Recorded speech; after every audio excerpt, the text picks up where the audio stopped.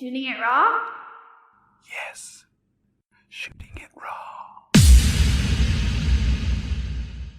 What? You gave it to me. You're like, I don't do selfies. And what is your first photo? It's a self-portrait. That's my photo of my... It's a profile photo. Yeah, it's a profile photo. It's not a self-portrait. Somebody made a photo of you, right? Yeah, it's taken by my boyfriend.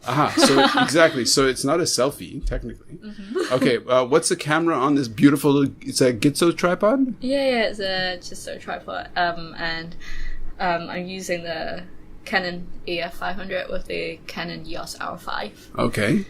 Very nice. Mm-hmm. The light is very pretty. Mm. The bottom of I have to describe it for the people who are listening. So here comes our little drilling again. We're just gonna talk through it. So the bottom of the image, you're standing on a field of grass that looks slightly nicely saturated, shall we say? Where is this photo made? This piece of grass is actually vegetables. So I was on agricultural farmland in Changshu. So those are strawberries or something?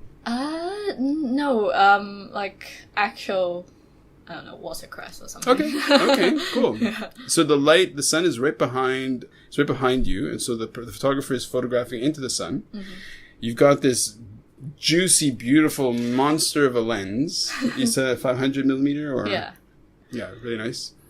And then you're standing, the lighting is just right, you're backlit, but you have a nice little smile. You don't need to describe. No, I do. It's a great photo. Gosh. It's the first photo. I have to talk about it. It's shooting it raw.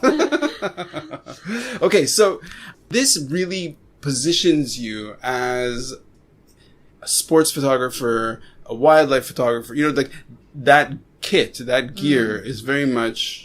the signal is clearly you're outdoors, you're in the sun, you're here. I guess you're in the field. So when did you start really being more serious about photography?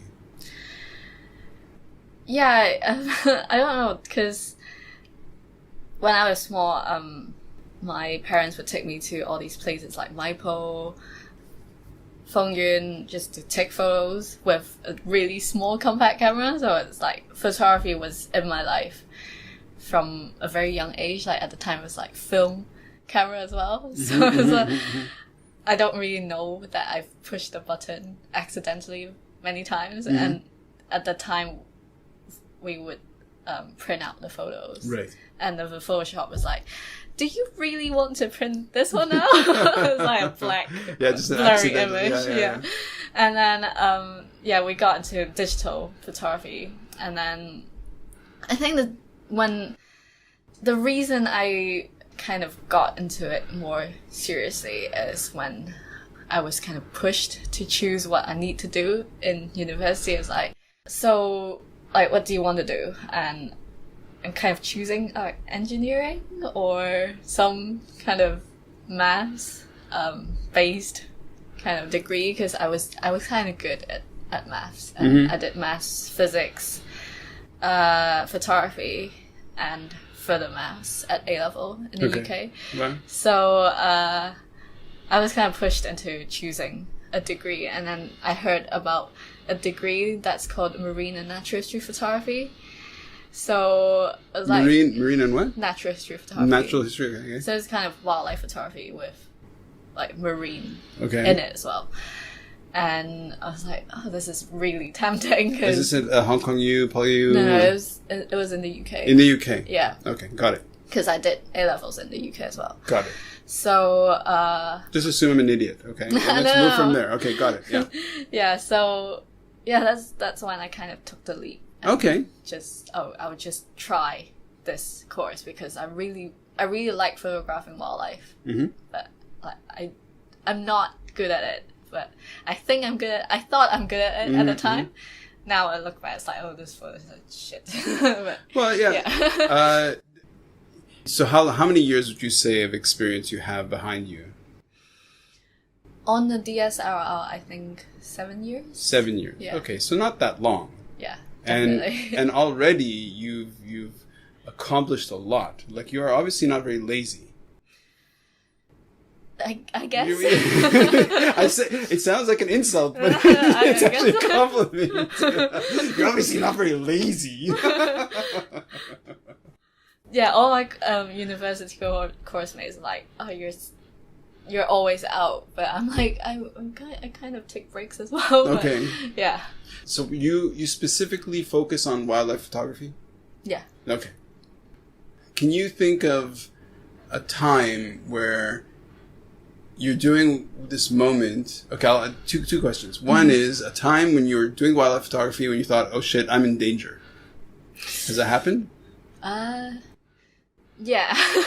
I think I was at university. It wasn't an actual like animal attacking me moment, Okay. but so I was kind of exploring near my university, and then I nearly fell into a bog. Into a bog? Okay. So it was like up to knee high, and it was the first time I've ever fallen into a bog. I was like carrying a very big lens as well. So yeah, it was like, oh, am I gonna get out here alive?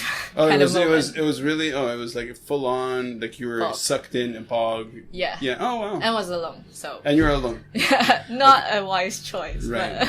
But I think people who are listening to your voice are going to think you must have some kind of industrial drill attached to your head because of the sound.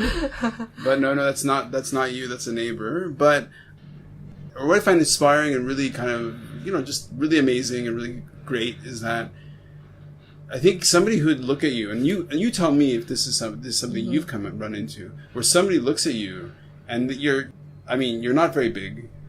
You're kind of, I wouldn't say you're small, but you mean like... people tell me I'm really quiet. Yeah. Yeah, I had to shout to get people to hear me. Which is great on a podcast for you to be quiet. You can just tune my level up. Yeah, okay, sure. No, but like I would describe you as on the petite side. So I mean, how tall are you? Like 3'2", 4 feet? Don't do feet. Oh, sorry. Okay, sorry. I'm You're like 90 centimeters tall? No, I'm actually on the tall side. Oh, okay. Like 168. 168. Okay, so so for example, you're lugging this heavy gear. The cameras. So have you run into this situation where you go into the field with other photographers and they look at you like, what's this? Like, who are you? Oh, how cute. Do they poo-poo you? But yeah, all the time I get questions like, oh, is this really heavy for you? Like, you're very strong. That kind of talk. Right. Yeah, and I look really ridiculous, especially next to my boyfriend, because he's like tall and muscular. And I was like carrying literally the same amount of stuff as he is. So everything on me looks really big and everything on him looks normal or small. Okay. Yeah. Okay. So is it sometimes like mafan? Is it really like, oh, guys, just leave me alone? Or is it kind of like whatever, you don't even know? It's not that bad. Yeah, it's fine. Yeah. Okay. Especially, I think wildlife photography, it's usually not lots of people. So. Yeah. In Hong Kong, there's a lot of people. Okay. Yeah. Okay. But I think it's all right because I try to stay away from people. Yeah. Because I don't really like taking photos together with a lot of people Sure. because you just don't get like a good behavior or a natural behavior because the bird or the animal is very aware of all these people standing here.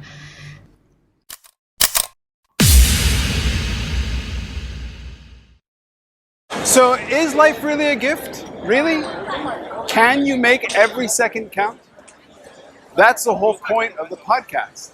So if you like what you've seen and you're inspired, because that really is my mission, then please give it a like, subscribe, and share. Shooting it raw? Yes. Shooting